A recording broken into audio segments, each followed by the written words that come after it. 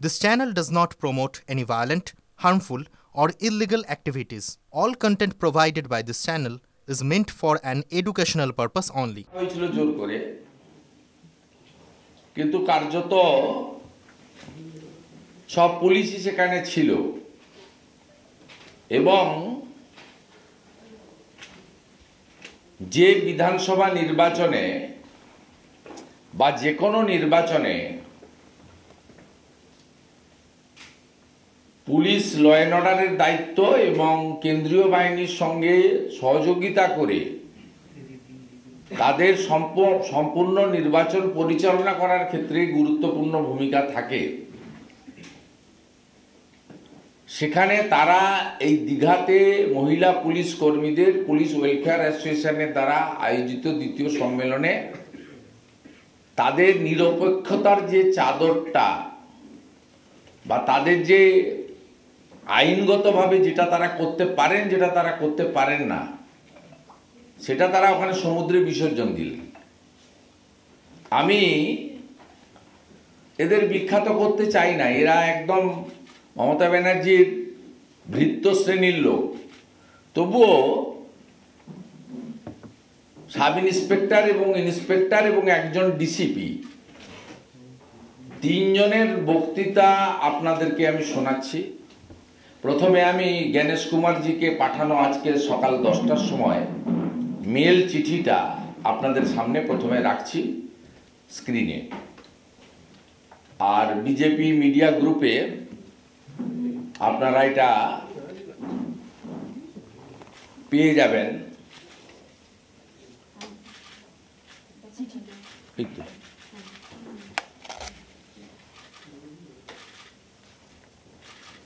স্ক্রিনে দেখাচ্ছে, আমি এটা আপনাদের মিডিয়া গ্রুপে দিয়ে দেবো বা ফটোকপি করে নিয়ে নেবেন। 10টার সময় মেল করেছি, 10:30 যেহেতু আপনাদের সঙ্গে আমার বসা আছে।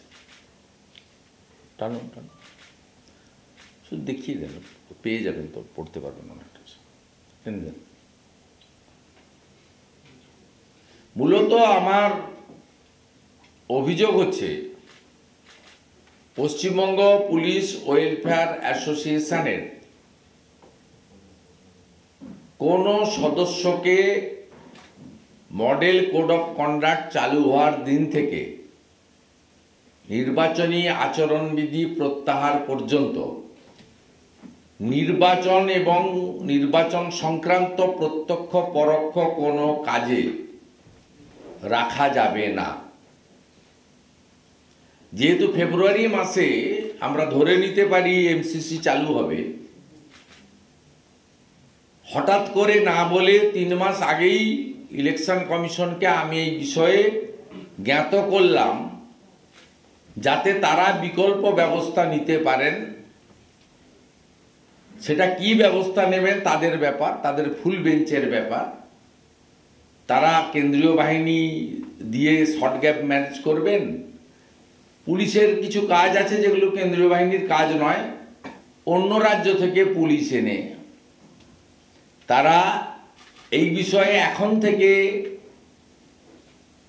পরিকল্পনা যাতে করেন ফুল বেঞ্চ। সেই জন্য যে বিষয় ফেব্রুয়ারি মাসে এমসিসি চালু হলে বলা উচিত, সেই বিষয়ে আমি নভেম্বর মাসের শেষের দিকে, শেষ সপ্তাহে, আজকে আমি সেটা 25 তারিখে ইলেকশন কমিশনকে, সিইসিকে জানিয়েছি, যারা তাটা এখন থেকে পরিকল্পনা করে। আমি এবারে সরকার অনুমোদিত পুলিশ ওয়েলফেয়ার অ্যাসোসিয়েশনের মিটিংয়ে একজন সাব ইন্সপেক্টর, একজন ইন্সপেক্টর এবং একজন এসিপি, তিনজনের বক্তৃতা আপনাদের কাছে শোনাচ্ছি। তারা শুধু পুলিশ মন্ত্রী, মুখ্যমন্ত্রীর প্রশংসা করেছেন তা নয়, তারা আগামী নির্বাচনে মমতা বন্দ্যোপাধ্যায়কে মুখ্যমন্ত্রী হিসেবে 4র্থবার এই বাংলায় দেখতে চান। এই বক্তব্য দেওয়ার মধ্য দিয়ে তাদের নিরপেক্ষতা, দায়বদ্ধতা এবং শৃঙ্খলা পরায়ণ একটি গভর্নমেন্ট অর্গানাইজ তারা যে একটা প্রতিষ্ঠান, পুলিশ প্রতিষ্ঠান তার সমস্ত মর্যাদা নষ্ট করে তারা একটা নজির সৃষ্টি করলেন ভারতবর্ষে, স্বাধীনোত্তর ভারতবর্ষে, যেটা কোথাও হয়নি। প্লিজ এবার একটু শুনুন।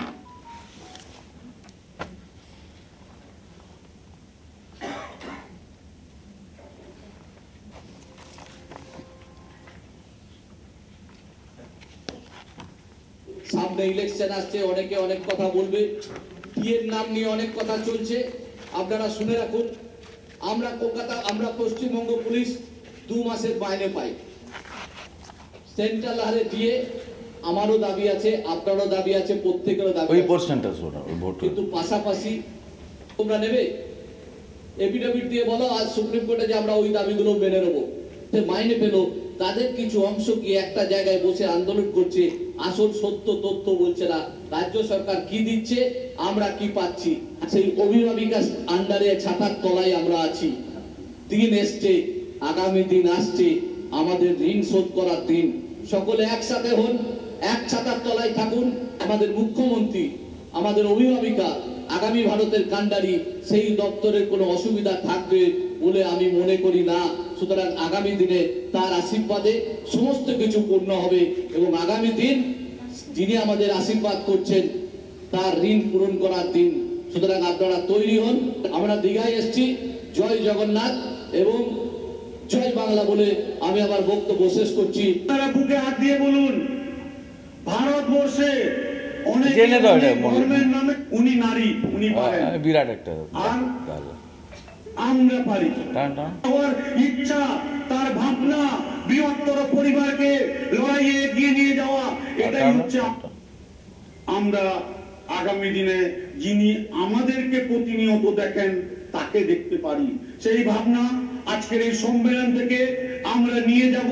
2025 সালের শেষ প্রান্তে দাঁড়িয়ে এক শ্রেণীর রাজনীতিবিদ, এক শ্রেণীর সংবাদপত্র, এক শ্রেণীর কুচক্রী যারা আমাদের রাজ্যের ভালো চায় না, তারা পুলিশকে প্রতিপন্ন করার চেষ্টা করে, তারা আপনাদের মনোবল ভেঙে দেওয়ার চেষ্টা করে যে পুলিশের কাজটা ভালো নয়, পুলিশের কাজ যেটা, পুলিশকে যে মানুষ এত শ্রদ্ধা, যে সমস্ত কুচক্রী সংবাদ ধরনের প্রচার করে তারা দুর্বল করার চেষ্টা করে।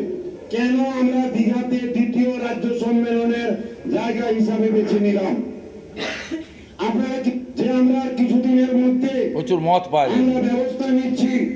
ওয়েলফেয়ার কমিটির লোকগুলো বাদে ওয়েলফেয়ার কমিটি রাজনীতি করছে, টিএমসির হয়ে কাজ করছে, সরকারের হয়ে কাজ করছে। ভবনের স্টেট ওয়েলফেয়ার কমিটির অফিসে তারা দেবেন নেই। দীঘাতে তার বাড়ির উপর দিয়ে কাঁথি দিয়ে এসে জবাবটা উত্তরটা দিয়ে গেলাম। আচ্ছা, বাড়িতে এলেন না কেন? লড়াই কিন্তু শুরু হলো। এই লড়াই চলবে 26 মে পর্যন্ত। লড়াই যেদিনকে আমরা আবার নবান্নে মমতা বন্দ্যোপাধ্যায়কে চতুর্থবারের মতো মুখ্যমন্ত্রী, এই মালটার নাম হচ্ছে বিজিতেশ্বর রাউত। সেদিন আমাদের লড়াই কিন্তু, এই যে মালটা হচ্ছে বিজিতেশ্বর রাউত, একে বেআইনি করে কনস্টেবল থেকে ইন্সপেক্টর করেছে। আর প্রথম যেটাকে দেখলেন একটা ডাকাত, বেটাকে এনআরআই সার্টিফিকেট দিয়ে ডাক্তারি করেছে, মমতার বাড়িতে বাজার করে, সাব ইন্সপেক্টর থেকে ওকে এসিপি করেছে। ওর নাম শান্তনু সিনহা বিশ্বাস। মমতার বাড়িতে সকালবেলা মাছটা, আলুটা, মূলাটা বাজার করে দেয়। কিন্তু প্রশ্ন হচ্ছে, এই যে ওয়েলফেয়ার অ্যাসোসিয়েশন, এরা তৃণমূলপন্থী। এই 3 জন বললো, বাকিদের মনের কথাই বললো। তো পুরো কাজে যদি বিরত রাখতে হয়, পুরো অ্যাসোসিয়েশনকে বিরত রাখতে হবে। হ্যাঁ, সেটাই দাবি তো আমার। যে বলছে, তার প্রেসিডেন্ট অফ দ্য অর্গানাইজেশন বলছে বিজিতেশ্বর রাউত, যে চতুর্থবারের জন্য মমতা বন্দ্যোপাধ্যায়কে মুখ্যমন্ত্রী করব আমরা। এই কাজটা আমাদের মে মাস পর্যন্ত আগামী। তো পরিষ্কার, এটার জন্যই তো বলছি যে ওয়েলফেয়ার অ্যাসোসিয়েশনের যারা সদস্য তাদেরকে সরিয়ে নির্বাচন করতে হবে। কারণ they express their views and commitment in front of media and everybody. তারা বলে দিল, আপনি তো ভোট তো আপনার গোপন বিষয়, সমর্থন তো আপনার ভোট বিষয়, কিন্তু ইনি সরকারি প্ল্যাটফর্ম থেকে বলে দিল। সেই কারণেই এই চিঠি আজকে আমি দিয়েছি এবং এর সঙ্গে ওয়েলফেয়ার অ্যাসোসিয়েশনের যে রাজ্য সরকারের গাইডলাইন, একদম পুরো গাইডলাইনটা আমি পুরো ডিটেলসে, আপনারা চিঠি পেলে পড়বেন, একদম পুরো গাইডলাইন দেওয়া আছে, মেমো নাম্বার সহ পুরো সরকারের গাইডলাইন, সরকারের নির্দেশিকা, what to do what not to do, Mamata ব্যানার্জির সরকারের। তাতে পরিষ্কার সব দিয়েই বলা আছে যে আপনি 3 মাস আগে থেকেই পরিকল্পনা করে এদেরকে সরাতে হবে। এবং খুব ডেঞ্জারাস বিষয়, এটা তো আমি ইলেকশন কমিশনকে দিয়েছি এবং আপনারা সংবাদ মাধ্যমও সংবিধানের 4র্থ স্তম্ভ, আপনারা নিজেরাই বলছেন যে এরা পলিটিক্স করতে পারে না এইভাবে। যাই হোক, পশ্চিমবঙ্গে সবই সম্ভব। আমি এর আগে আপনাদের একটা বলেছিলাম, পোশাক না পরে ডিউটি করেন। কলকাতা পুলিশে 324 জন, পশ্চিমবঙ্গ পুলিশের 591 জন, মোট 915 জন। এর মধ্যে কলকাতা পুলিশের ডিউটি করে না 50 জন। এই সংখ্যাটা এদের একটা তালিকা আমি আপনাদের কাছে আজকে প্রকাশ করছি। যেমন ধরুন, আমাদের কলকাতা, এখানে এদের ইউনিট আছে, এই পুরো তালিকাটা অনেক লম্বা।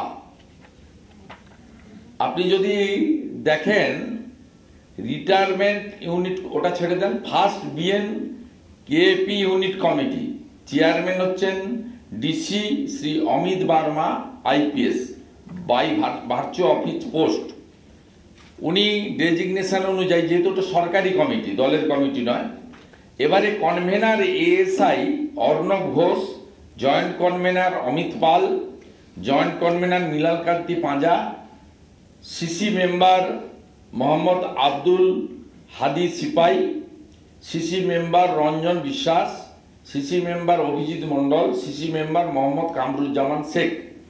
এই রকম কলকাতা পুলিশে এবং রাজ্য পুলিশ মিলিয়ে 850, আপনার মোট 915 জন এরা আছে যারা ইউনিফর্ম পরে না। তাহলে আপনি বলুন, আজকে এদেরকে দিয়ে আপনি কাল থেকে যে অবস্থাটা সিও অফিসে করেছে, সেখানে এখনো লিফটের সামনে নন বিএলও যারা, তারা সেখানে বসে আছে। সেই তৃণমূলের যারা নেতা মইদুল, মনীষ, এখনো লিফটের সামনে বসে আছে। সরাসরি এই মুহূর্তে আপনাদের নিয়ে যাব অযোধ্যায় প্রধানমন্ত্রী নরেন্দ্র মোদী। সেখানে রাম সীতার শুভ বিবাহের দিন রাম মন্দিরে ধর্মধ্বজা উত্তোলন করবেন প্রধানমন্ত্রী নরেন্দ্র মোদী। এই মুহূর্তে সরাসরি আপনারা দেখছেন অযোধ্যা থেকে, সরাসরি সেই ছবি দেখছেন আপনারা। অযোধ্যা থেকে সরাসরি আজ সেই ছবি দেখছেন এই মুহূর্তে। কিছুক্ষণ আগে আপনাদের দেখাচ্ছিলাম রোড শো করে রাম মন্দিরে পৌঁছেছিলেন প্রধানমন্ত্রী। এই মুহূর্তে সরাসরি অযোধ্যা রাম মন্দির থেকে সেই ছবি। আজ সাকেত মহাবিদ্যালয় থেকে 1 কিলোমিটার রোড শো করে তিনি রাম মন্দিরে যান।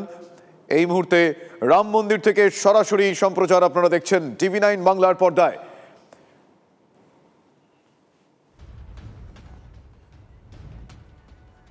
এই মুহূর্তে আপনারা দেখছেন মন্দিরের ভেতরে রয়েছেন। একদিকে দেখছেন রোড শো, সাকেত মহাবিদ্যালয় থেকে এই রোড শো করে আজকে 1 কিলোমিটার পথে রোড শো করে আজ রাম মন্দিরে পৌঁছন প্রধানমন্ত্রী নরেন্দ্র মোদী। এই মুহূর্তে দুটো আলাদা আলাদা উইন্ডোতে আলাদা আলাদা ভিজুয়াল দেখছেন। একদিকে রোড শো সময়কার ছবি, আর আপনাদের আরও যে ছবিটা দেখছেন এই মুহূর্তে, সেটা একেবারে রাম মন্দিরের ভেতরে দেশের প্রধানমন্ত্রী নরেন্দ্র মোদী আজ ধর্মধ্বজা উত্তোলন করবেন প্রধানমন্ত্রী নরেন্দ্র মোদী।